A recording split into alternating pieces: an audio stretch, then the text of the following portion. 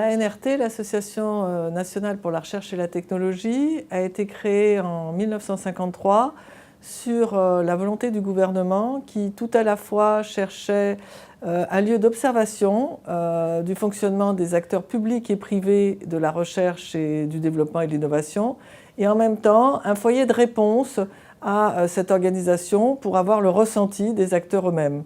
C'est toujours vrai aujourd'hui, l'ANRT a ce même rôle, en plus de gérer le dispositif CIFRE. C'est ainsi qu'on se voit aujourd'hui et qu'on se voit dans le futur.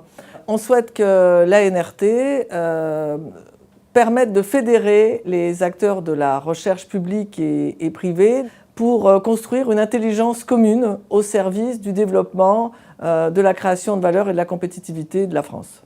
Notre ambition est aussi d'aider tous ces acteurs, publics comme privés, tous secteurs d'activité confondus, à, là encore, créer une force commune pour peut-être mieux s'inscrire, plus encore, dans le contexte européen et notamment mieux utiliser les programmes soit du H2020, soit du FP9 à venir.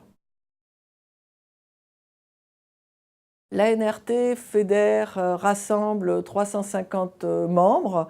On a 38 entreprises qui sont membres du SBF 120, quasiment toutes les universités et tous les organismes de recherche.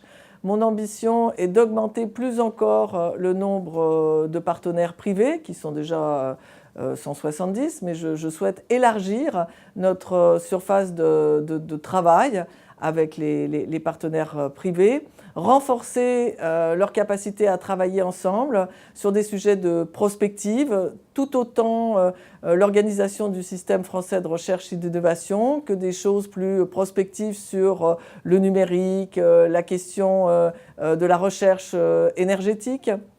Donc voilà nos axes de travail. Nous sommes en train de monter un comparateur de la recherche partenariale pour mieux qu'aujourd'hui, maîtriser les indicateurs qui la qualifient.